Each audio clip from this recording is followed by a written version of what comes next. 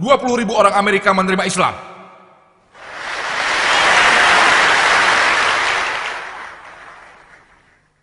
Dan setelah 11 September, aku di sana tanggal 9, jadi 2 hari sebelum aku pergi.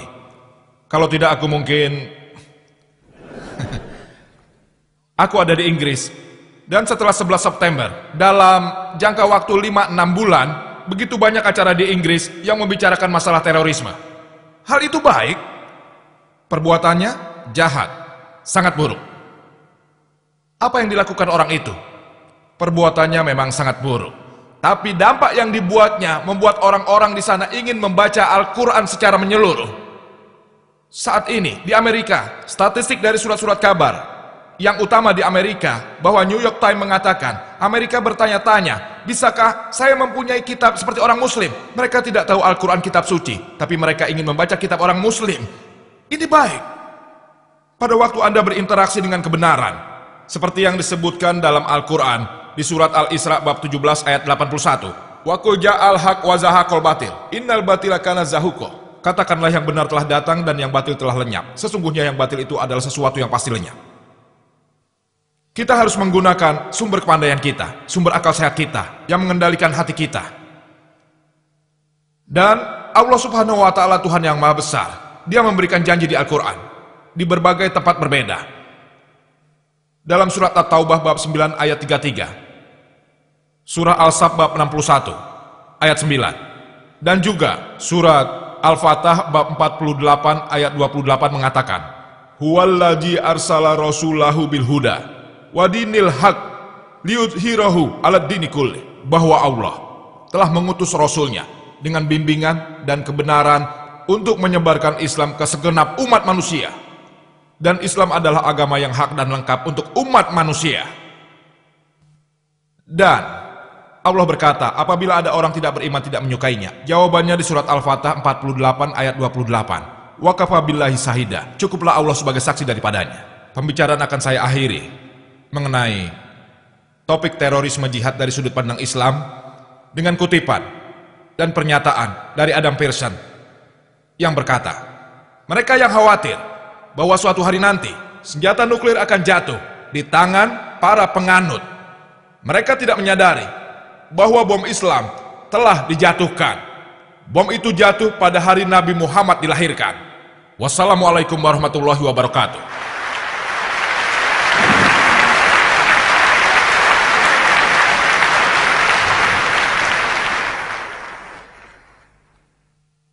Terima kasih Dr. Zakir Naik.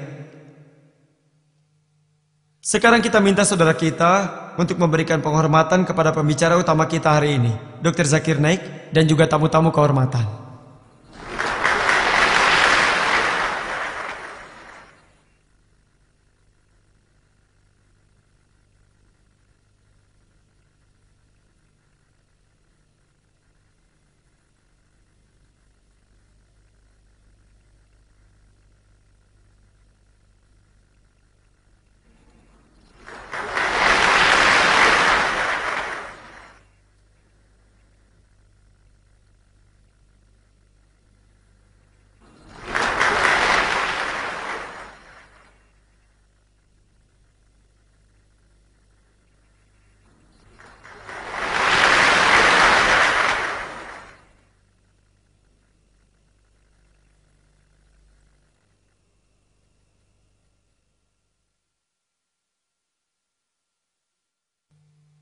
Sekarang kita akan memulai bagian acara yang lebih menarik dalam program ini, yaitu acara tanya jawab. Mohon bertanya secara bergiliran. Ada pertanyaan pertama? Dr. Zakir, nama saya Wazikar. Saya beragama Kristen. Kami diberitahu bahwa pengikut pada saat perang salib terhitung sebagai perang suci. Saya orang Kristen, Pak. Kami diberitahu bahwa pengikut di perang salib juga ikut serta di dalam perang suci. Tapi setelah menonton filmnya, saya melihat betapa banyaknya terorisme yang mereka lakukan pada muslim yang tidak berdosa. Apakah menurut Anda terorisme itu dimulai dari perang salib tersebut?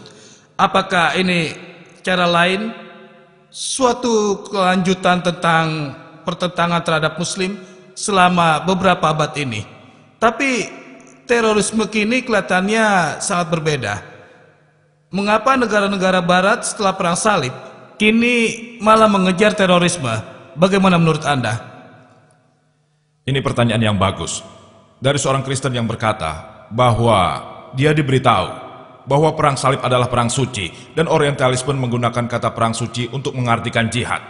Padahal pemakaian kata perang suci atau perang salib hanya agar orang-orang mau bergabung dalam tindakan spiritual. Dan saudara-saudara kita yang jurnalis ini telah menyadari bahwa perang salib tidaklah lebih dari teror terhadap muslim yang tidak berdosa.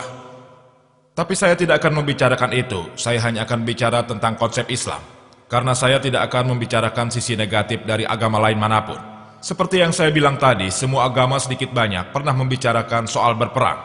Karena itu saya tidak akan menyentuh agama lain. Bukan itu tujuan saya ada di sini. Tapi jika Anda bertanya, saya harus menjawabnya. Ya, Anda benar. Perang salib memang menteror muslim-muslim yang tidak berdosa. Hal itu berlanjut sampai sekarang. Hal yang dulu mereka lakukan, sekarang pun nampaknya mereka lakukan pada orang-orang muslim. Jika Anda lihat, dunia kini memperhatikanmu. Kita lihat dunia sekitar kita. Berapa banyak orang yang menerima Islam, agama yang paling cepat berkembang di dunia.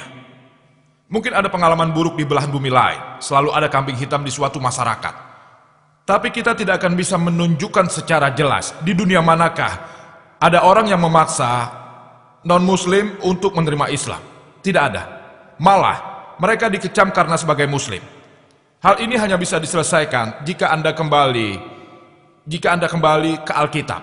Jika Anda baca Alkitab, ada ayat dalam Injil Matius bab 5 ayat 40 sampai 41. Berkata, apabila seorang memukul pipi kananmu, maka berikanlah pipi kirimu. Jika ada yang memukul pipi kananmu, berikan pipi kirimu. Jika ada yang memintamu berjalan 1 mil, berjalanlah bersamanya 20 mil. Jika ada yang meminta bajumu, berikan semua pakaianmu. Itulah pesan Yesus, anak dari Tuhan. Dia mengajarkan semua ini dan berfirman, kasihilah saudaramu. Jika Anda menganalisa dan Anda kembali kepada firman Tuhan, saya tidak menemukan agama manapun yang memerintahkan kita untuk memusuhi orang muslim. Karena itulah saya berkata, semua orang perlu kembali ke kitab yang menurutnya paling suci, kitab manapun juga. Jika kita kembali ke kitab kita, seperti yang diungkapkan dalam surat Al-Imran, bab 3 ayat 64.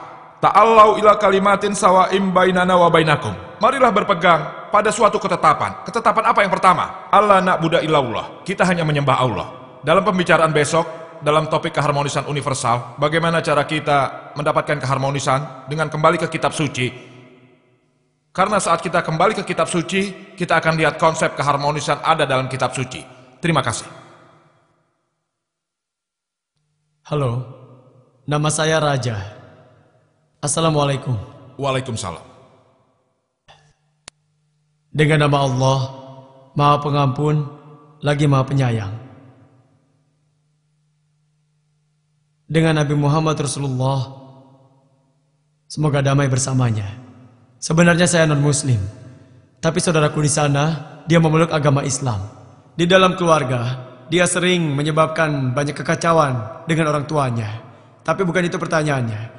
Sebenarnya, saya masih keturunan dari keluarga Utlah. Dan saat ini mereka... Maaf saudara, maaf memotongmu.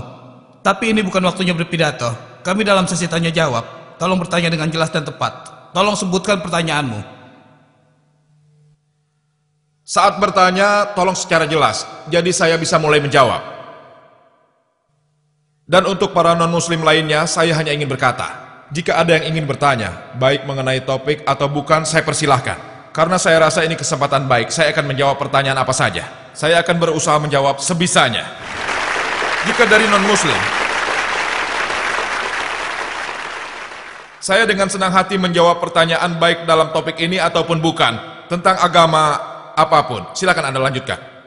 Ya, saya minta maaf sudah membuang waktu. Ini mengenai situasi sebelum kejadian 11 September dan sesudah kejadian itu. Dari kejadian pengeboman di kedutaan Amerika. Osama bin Laden, satu-satunya hal yang dibicarakan orang adalah Osama bin Laden dan Islam. Mereka hampir menyamakan Islam dengan Osama bin Laden.